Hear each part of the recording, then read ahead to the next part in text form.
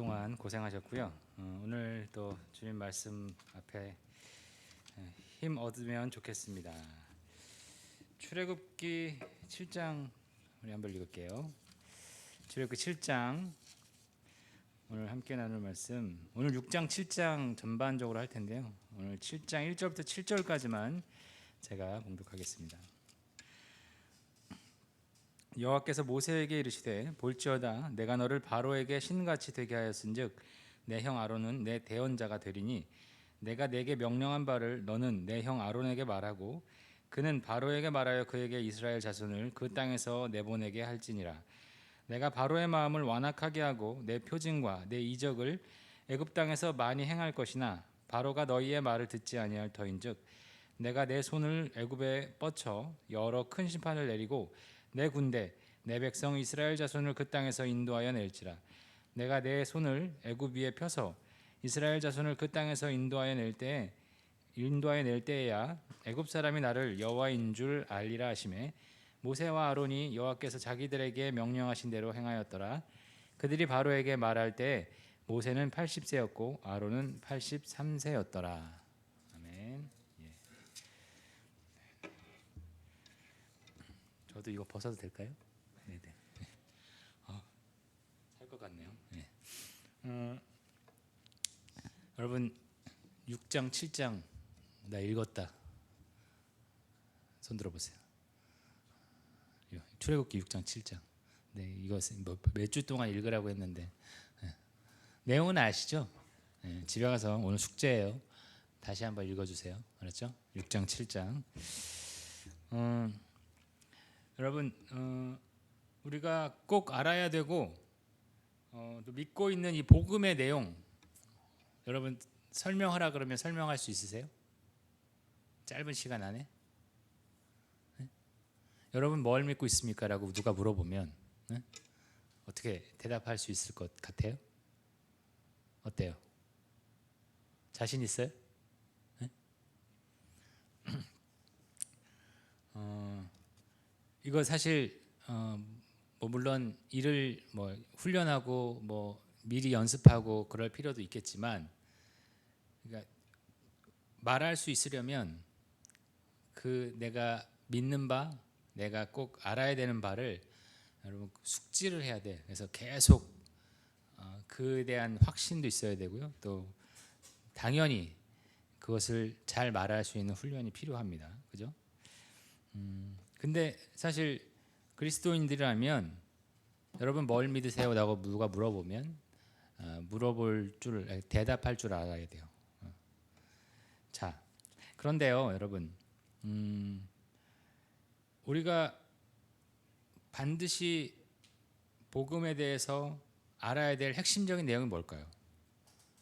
이 말은 반대로 하나님의 말씀이 우리에게 반드시 가르쳐주고자 한 바가 무엇일까요? 왜 이 질문을 드리냐면 우리의 신앙 자체를 우리 중심적으로 생각할 때가 많기 때문에 그래요. 그러니까 보통 우리가 이런 신앙을 갖게 되고 신앙생활을 하게 되는 그 이유들이 대부분 이제 모태 신앙에서 만약에 출발했다 그러면 그게 그냥 자연스러운 삶이니까 오히려 저는 그런 부분에서는 모태신앙이 또 유리한 것 같아요. 하지만 또 한편으로 또 이렇게 너무 뜨거움이 없다 하는 단점도 있겠죠. 그런데 중요한 것은 대부분의 신앙생활을 시작하는 동기들이 자신의 어떤 어려움을 만나고 삶의 어려움, 몸의 어려움, 여러 가지 어려움들을 통해서 절대자인 혹은 나를 도와줄 누군가를 의지하게 되고 그분이 나를 도와주셔서 그걸 계기로 신앙생활을 하게 되죠. 근데 이 신앙생활의 이 출발점이 참 유익하고 좋지만 근데 신앙생활의 본질은 사실 이와는 반대예요. 오히려 출발점이 내 삶 혹은 나로부터 시작되는 게 아니고요. 우리의 신앙은 하나님으로부터 출발했어요. 그죠? 하나님께서 자신이 누군지를 보여주심으로 이 세상이 시작했고요. 우리의 신앙도 시작했습니다. 그렇기 때문에 우리가 알아야 될 가장 핵심적인 것은 하나님이 누구신지에 대한 그 자기 계시를 다시 들여다보는 일이에요. 그래서 실제로 성경은 하나님이 누구신지, 그리고 하나님이 무슨 일을 하셨고 그리고 무슨 일을 하실지에 대한 아주 장대한 설명이에요. 오늘 6장 읽지는 않았지만 6장에 보면 하나님이 스스로 자신을 이름 안에 가두시는 일을 해요. 원래 하나님은 여러분 무한하신 분이라고 성경에 되어 있는데 어떤 한 이름 안에 갇힐 수 있을까요? 이름을 짓는다는 건 뭡니까? 그 이름의 특성 안에 규정되는 거예요. 그죠? 여러분이 여러분 이름으로 사는 것은 그 이름 안에 머무는 거예요. 그 이름을 벗어날 수 없잖아요. 그죠? 하나님도 마찬가지인데, 근데 하나님 스스로 인간의 언어 안에 갇혀요. 근데 뭐라고 자기를 정의 내리세요? 여호와라고 정의 내리세요. 오늘 여기서 쓰여진 이 특별히 성경에 보면 여호와라는 이름 굉장히 많이 나오거든요. 이게 원어로는 여러분 엘로힘이라고 들어봤어요? 엘로힘? 네? 엘로힘은 복수예요. 근데 단수형도 있는데요. 여기서 엘은 무슨 의미냐면 이제 강한 자, 능한 자란 뜻이에요. 힘이 세다 이런 의미인데, 이 엘로아인데 엘로아의 복수 엘로힘이 여기서 쓰여져요. 그런데 이 엘로힘은 성경에 하나님을 지칭하는, 그래서 특별히 여호와라고 혹은 하나님이라고 되어 있는 한글 성경의 원어 단어는 엘로힘이에요. 계속해서 복수로 쓰인 이유는 무엇일까요? 이건 이제 사실은 히브리 어법, 히브리 문화와 관련된 부분인데, 탁월함, 능력의 탁월함과 그 명예로움과 존귀함을 나타내는 히브리 어법이기도 합니다. 그래서 복수형으로 쓰인 건데요. 물론 뭐 이걸 조금 더 해석해서 하나님께서 삼위일체 하나님으로 계시기 때문에 그를 표현한 아주 적합한 단어이다라고 그렇게도 얘기합니다. 중요한 건 무엇이냐면 하나님 스스로 나는 능력 있는 자다, 그리고 나는 탁월한 자다라고 스스로를 명칭하셨어요.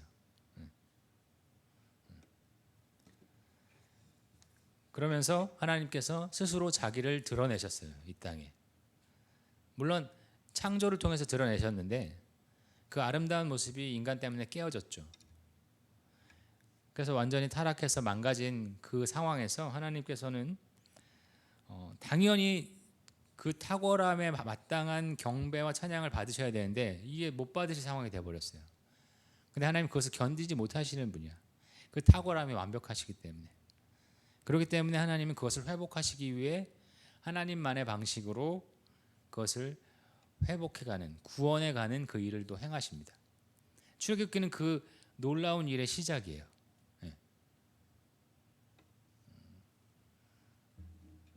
하나님께서 경배 받으셔야 하는데 이 땅은 하나님을 더 이상 경배하지 않아요.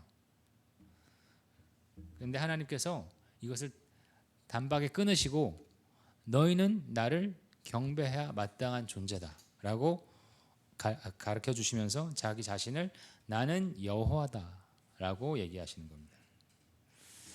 여러분 우리의 신앙은 기본적으로요. 이 기독교 신앙은요. 절대 타자 되신 하나님의 자기 계시에 근거해요. 좀 어려운 말인데요. 네. 이 말은 실제로는 본질적으로는 우리가 하나님을 알 수 없음이에요. 네.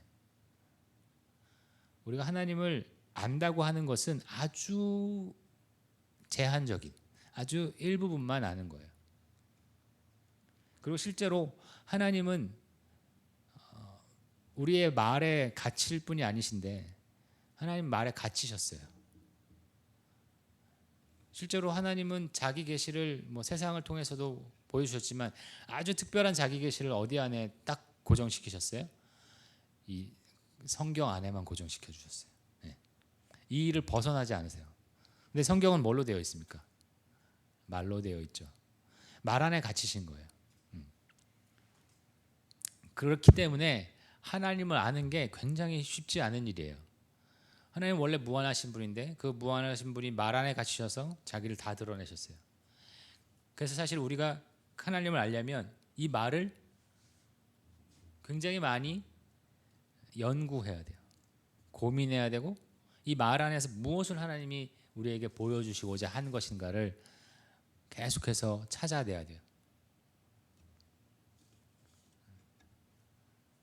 하지만 하나님께서 그런 아주 어렵고 복잡한 방법으로 우리 하나님을 알게 하셨지만 우리의 용량 안에서는 충분히 하나님을 알 수 있게 만드셨다는 것을 여러분 기억하시고 그 절대자인 그리고 나와는 결코 같이 할 수 없는 그 분을 우리가 하나님 말씀을 통해서 하나님이 우리에게 보여주신 것을 통해서 특별히 하나님이 우리 안에 주신 그 믿음을 통해서 우리는 하나님을 알아갈 수 있다는 것을 여러분 기억하시고 감사하면 좋겠습니다. 일방적이에요. 사실 우리가 하나님을 알게 되는 것은. 왜? 믿음이 하나님에게서부터 출발하거든요.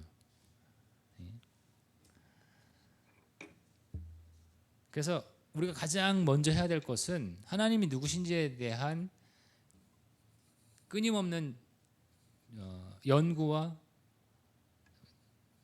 우리말에서 우리가 좀 더 심하게 얘기하면 집착이 필요해요. 하나님 도대체 누구신가? 여러분 신앙이 이 부분이 충족이 되지 않으면 어떻게 될까요? 다시 나로부터 출발해요. 신앙이. 나의 어려움, 나의 궁핍함, 나의 부족함 이것을 채워주는 것을 신앙으로 바꿔버린다고요. 근데 실제 인간의 갖는 신앙은 우리에게서 출발하지 않고요. 하나님에게서 출발합니다. 절대자에게서 출발해요. 그래서 그분을 알아가는 것이 굉장히 중요한 신앙의 한 부분이다. 여러분 잊지 마십시오. 자, 그래서 6장에서는 하나님이 누구신지를 다시 한번 설명해 주세요. 하나님은 죄를 지은 이스라엘 백성을 죄를 지었지만 버리지 않고 그들을 구원하셔서 그들을 통해 영광 받으실 것이다. 이렇게 하나님께서 스스로를 다시금 보여주시고 그들에게 약속해 주십니다. 하나님이 어떤 일을 하실지 그분이 누구인지 6장에서 뿐만 아니에요. 성경 곳곳에서 하나님이 누구신지를 계속해서 말씀해 주고 계십니다. 특별히 하나님은 죄인을 참고 사랑하시는 분이다. 그리고 그를 죄에서 구원해 주시는 분이다. 이거 잊지 마시고요. 굉장히 중요한 하나님의 속성, 성품입니다. 여러분 사실 그래서 이 출애굽뿐만 아니라 성경을 계속해서 보면 그 하나님의 속성을 확인할 수 있어요. 그리고 하나님이 변함없는 분이시다. 이 출애굽기를 통해서 시작하신 그 구원을요 여기서 끝내지 않으시고요 어떻게 하십니까? 끝까지 이 성경 전체를 통해서 그것을 이루어 가고 계시죠. 거기서 끝납니까? 성경이 끝나고 끝납니까? 물론 뭐 계시록이 아직 안 끝났으니까 끝났다고 볼 수는 없지만 우리에게도 계속해서 그 하나님의 구원의 역사가 이어져 가고 있죠. 여러분 지금 하나님께서 지금 우리 삶 속에서 그 일을 하고 계세요. 그래서 오늘 한 약속은 그냥 나랑 동떨어지는 약속이 아니라 실제로 우리 삶에서 우리에게 하고 계시는 하나님의 일이다. 성경이 그렇게 하나님을 보여주고 있습니다. 그래서 저와 여러분이 이 복음의 핵심 하나님 자신에 대한 이 계시의 내용을 더 깊이 알아가기를 소망합니다. 그리고 정말 치열하게 그 멀리 계신 하나님 그러나 또 말 안에 갇힌 그 하나님이 우리에게 보여주고자 한 바 이것을 알기 위해서 힘써야 돼요. 이거는 목회자만의 일이 아니에요. 모든 성도가 해야 할 일입니다. 여러분이 그래서 그 일을 멈추는 즉시 우리의 신앙이 변질이 될 수밖에 없다는 것을 기억하십시오. 다시 나에게서 우리의 신앙이 출발하게 돼요. 그러면 이 신앙은 온전히 유지가 될 수 없다는 것 좀 기억하시기 바랍니다. 자, 이런 하나님의 자기 계시를 보여주는데 모세가 또 이렇게 얘기해요. 나는 입이 둔합니다. 분명히 하나님이 누구신지도 어떤 일을 하실지도 알았지만 자기 자신을 보니까 이 겁이 나는 거예요. 말씀을 전할 수 없는 사람인 것 같아요. 나를 보니까. 근데도 하나님은 끝까지 모세를 설득하세요. 야, 내가 너 말 못하는 거 아는데 너 형이 있잖아. 그리고 네가 이 일을 감당해야 돼. 계속해서 설득을 해요. 기본적으로 하나님께서는요, 하나님이 자기 계시를 이렇게 드러내셨지만 이 계시를 전달해줄 전달자를 꼭 세우십니다. 크게 보면 이스라엘 전체가 그 전달자 역할을 하는 거예요. 그리고 그것이 어디로 이어집니까? 교회로 이어지죠. 교회가 하나님의 계시를 알고 그 계시를 전하는 전달자 역할을 해요. 그러면 더 구체적으로는 그 교회 안에 함께한 성도들이 그 전달자 역할이 되는 거예요. 근데 왜 이렇게 어렵게 일하실까요? 왜 이렇게 힘들게 하실까요? 그냥 하나님이 자기 계시를 해 주셨던 것처럼 매 순간마다 계시를 보여주면 편하지 않을까요? 굳이 말도 잘 못하고 또 하기도 싫어하는 우리를 설득하고 우리를 막 채근하셔서 너는 복음의 증인이 되라 하기도 싫은데 너는 가서 복음을 전해라. 몸도 무거운데 이 일을 계속 왜 이렇게 하나님이 힘들게 하실까요? 사실 이거 엄밀히 정확하게 이해가 되지 않는 부분이에요. 하지만 한 가지는 무엇이냐면 하나님은 목사님도 지난주에 말씀하셨지만 무능 안에서 하나님의 전능을 드러내시는 분이다. 그건 뭐냐면 우리는 실제로 하나님에 대해 전혀 관심이 없었던 사람들이에요. 그리고 하나님을 그냥 설명할 능력도 없는 사람이에요. 사실은 그렇잖아요. 그 무한하신 분을 유한하기 그지없는 그 지식도 아주 얇은 종이짝처럼 얇은 지식만 갖고 있는 우리가 어떻게 그 하나님을 설명하고 전하고 믿게 만들겠습니까? 그러니까 본질적으로는 우리는 복음에 무지한 사람들이에요. 복음의 능력이 전혀 없다고 보시면 돼요. 그런데 하나님은 그런 우리들을 통해서 뭐 하신다? 하나님의 능하심을 드러내신다. 유한한 우리를 통해서 무한한 하나님을 드러내신다. 무능한 우리를 통해서 전능하신 하나님, 엘로힘 하나님을 선포하신다. 그거 하려고 우리를 부르신 겁니다. 그거 보여주시려고.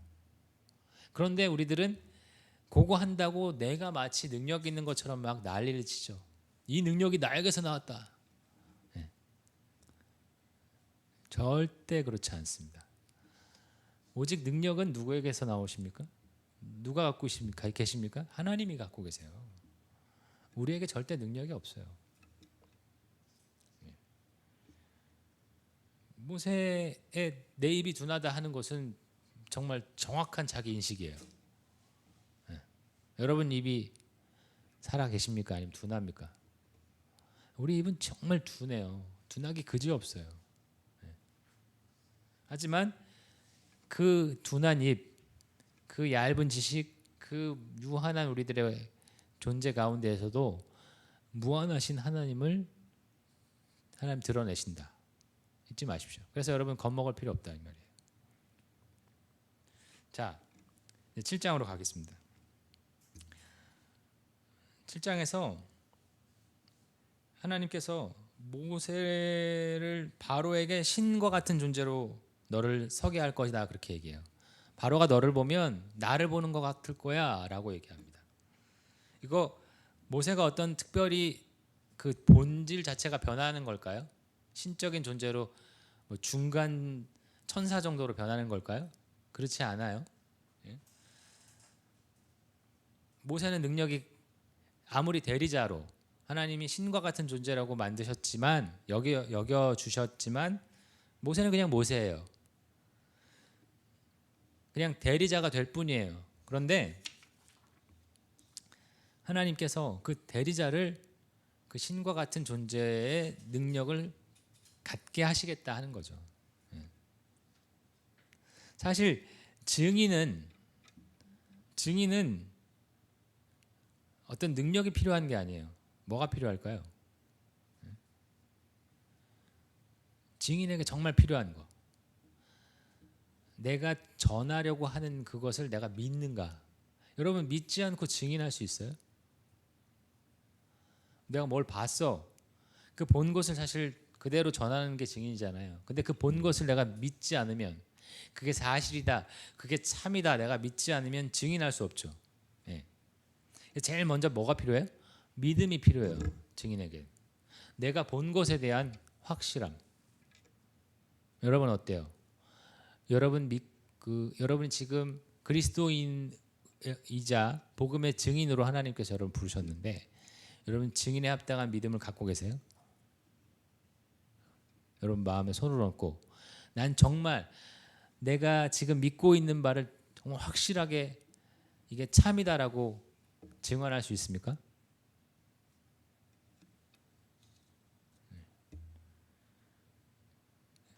이 믿음이 꼭 필요하고 사실 믿음에는 기본적인 신앙 지식이 필요해요.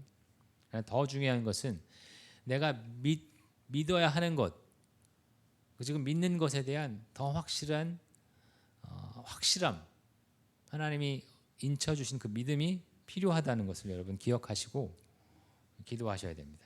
또 하나 필요한 게 있어요. 뭐가 필요할까요? 증인에게 용기가 필요해요. 내가 믿는 바를 아는데 많은 사람들이 용기가 없어서 증인이 되질 못해. 속으로는 막 다 알아. 근데 사람들 앞에 가서는 말을 못해.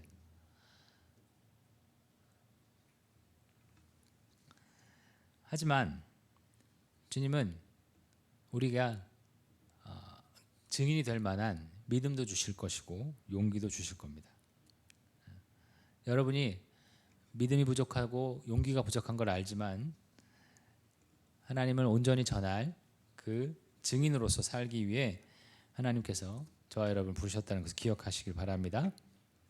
자, 우리가 증인이 된다면 증인이 전하는 그 메시지의 효력과 능력은 누가 책임져 주실까요?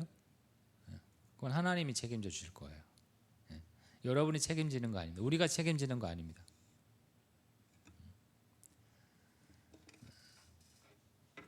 우리가 증인의 사명만 감당하면 그 다음은 하나님의 몫이에요. 하나님께서 우리가 말한 것을 이루실 거예요. 그렇지 않아요? 여러분 가장 기초적인 우리가 복음을 전하는 방식인데 예수님 믿으면 여러분 천국 가고 여러분 정말 행복해질 수 있습니다. 이 말에는 아무 의미가 없을 수 있어요. 아무 능력도 없을 수 있어요. 하지만 하나님께서 그 능력을 입혀주신다면 그게 진짜 능력 있는 말이 될 수 있겠죠. 근데 그 능력이 우리에게서 나오나요? 아닙니다. 하나님에게서 나옵니다. 자, 그래서 사실 우리가 증인이 되는 어떤 자격, 증인이 되는 어떤 조건 사실 우리가 정할 수 없어요. 하나님께서 정해주세요. 누구나 주님을 믿는 자들에게 그 증인의 자격을 주셨어요. 그죠? 그래서 가장 중요한 건 뭘까요? 모세에게나 아론에게나 후대의 모든 그리스도인들에게 가장 중요한 한 가지 뭐냐면 증인이 될 마음이 있는가 하는 거예요. 대부분은 뭘 핑계 삼냐면요, 난 자격이 없다는 거예요. 아니 자격을 하나님이 주시는데 왜 자기가 자격 타령해요? 그죠? 자격을 하나님이 정해 주셨다고요. 그런데 우리는 그 자격마저 내가 정해요. 나는 자격이 안 돼서 이걸 못 합니다. 난 능력이 없어서 이걸 못 합니다. 누가 능력을 바래요? 그렇지 않다고요. 우리가 많은 부분을 굉장히 이기적인 방식으로 곡해하면서 신앙생활을 하고 있어요. 증인이 될 마음이 우리에게 가장 먼저 필요해요. 여러분 마음을 잘 찾아보십시오. 내가 정말 복음을 전할 증인 될 마음이 있는가? 내가 지금 알고 믿고 누리고 있는 이 복음을 전할 마음이 있는가? 전할 마음이 없다면 내가 믿는 복음은 어떤 복음일까? 내가 믿는 신앙은 어떤 신앙인가요? 가치 없는 신앙 아닌가요? 여러분 이것을 잘 정리해야 돼요. 여러분 마음속 신앙 속 여러분 지식 속에서 이걸 정리하지 않으면 우리는 본질을 놓쳐버리게 될 거예요. 그죠? 자, 그럼 마지막으로 증인이 해야 할 일은 뭘까요? 오늘 함께 읽었죠. 6절에 5절에 보면 애굽 사람이 나를 여호와인 줄 알게 되리라. 알리라. 여호와가 누구신 줄을 알게 하는 것. 이게 증인이 해야 할 일이에요. 여호와의 존재와 그 하시는 일을 증언해야 돼요. 기본적으로는 성경의 지식을 전하는 거라고 생각하겠지만 사실은 그렇지 않아요. 그거는 기본적인 것이기도 하겠지만 정말 중요한 게 뭘까요? 증인에게 있어서 증언에 부합하는 삶을 사는 거예요. 내가 복음을 믿는다고 해놓고 그 복음이 가르쳐주는 대로 안 살고 입으로는 야, 이 복음을 믿어야 된다라고 얘기하면 그건 증인이 될 수 없다는 거예요. 중요한 것은 정말 중요한 것은 이 복음 내가 알고 믿는 이 복음대로 이 복음이 시키는 대로 살아야만 진짜 증인이라 할 수 있어요. 그런 의미에서 사실 한국 교회는 증인 되지 못했어요. 왜요? 증인답게 살지 못하고 있거든요. 너무 안타까운 모습이에요. 이제라도 정말 우리가 과감하게 우리의 삶을 바꾸어야 해요. 근데 우리가 생각하기에 여러분이 생각하기에 기성세대들은 사실은 좀 늦은 감이 있어요. 물론 지금이라도 아주 레디컬하게 삶을 바꿀 수 있으면 좋겠지만 그게 사실 쉽지 않아요. 그런 면에서 여러분의 지금 나이대 때에 정말 복음에 합당한 삶을 사는 이 도전은 굉장히 유익한 거예요. 여러분 만약에 지금부터 정말 제대로 된 복음의 삶을 산다면 여러분 시대의 삶은 또 어떻게 바뀔까요? 복음으로 살아가는 것은 단순히 나만 그렇게 사는 게 아니라는 거 여러분 아시죠? 나 하나의 삶이 영향을 미쳐요. 주위 사람들에게, 주위 환경에. 그러면서 바뀌어가는 거예요.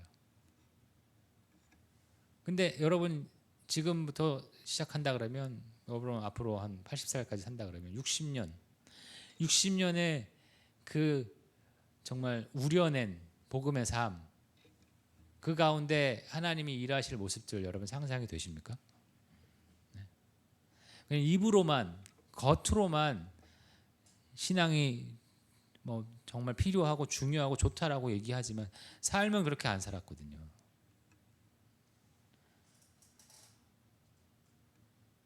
그래서 정말 복음의 삶, 이게 증인에게 가장 먼저 요구되는 거예요.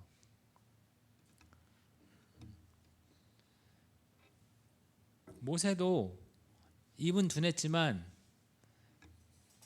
끝까지 가나안 땅에 들어갈 때까지 이스라엘 백성들이 인정했던 게 뭘까요? 그의 삶일 거예요. 하나님 앞에서의 삶. 어떻게 해서든 하나님의 말씀을 지키려고 했고 이스라엘 백성들 앞에서 경건하게 살려고 했고 그 삶이 그 자리를 지켰던 것 같아요. 저 여러분의 모든 것도 마찬가지예요. 여러분 최근에 저는 이 입각하는 모습들, 이 정부에서 입각하는 모습들을 보면서 너무 안타까웠어요. 우리 어른들의 삶이 어쩜 저렇게 부끄러울 수 있을까? 네. 정직하게 살려고 노력해야 되잖아요. 높은 자리에 갈수록. 그리고 더 높은 자리에 가려면 더 많이 포기해야죠. 더 많이 가지려고 하고 더 많이 움켜쥐려고 하면서 더 많은 권력을 주려고 하는 그 모습들을 보면서 너무 안타깝고 민망하고 부끄러웠어요. 이게 진짜 우리들의 민낯이다. 우리 어른들의 민낯이다. 이거밖에 보여줄 수 없어서 미안합니다. 교회가 그런데 교회도 그런 모습을 전혀 보여주고 있지 못해서 안타까워요. 그래서 여러분들에게 요청해요. 여러분들은 앞으로의 교회를 그렇게 만들어주지 말았으면 좋겠습니다. 진짜 교회다운 모습, 그리스도인다운 모습을 보여주십시오. 하나님 그걸 원하십니다. 뭔가 큰 서프라이즈한 어떤 행사 원하시는 게 아니고요. 어떤 위대한 인물을 원하시는 게 아니라 그저 이 복음을 지키려고 복음을 증언하려고 애쓰는 증인 한 명 그걸 원하실 거예요. 여러분이 그런 증인이 되어 주십시오.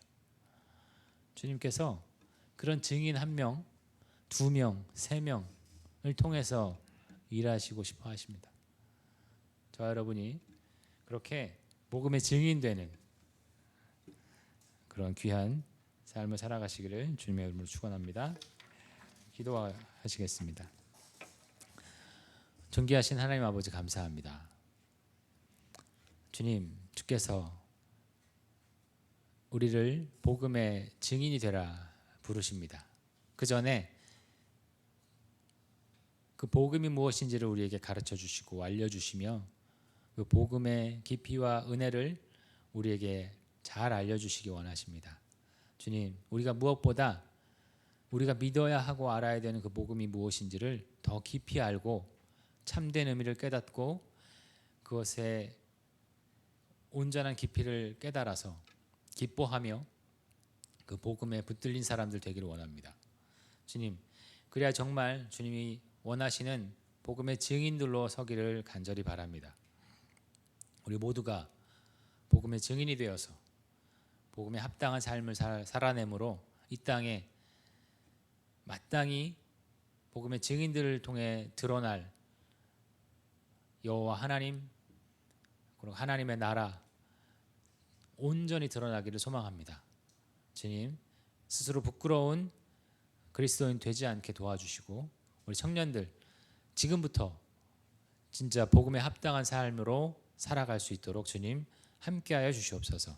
감사드리며 예수님의 이름으로 기도드립니다.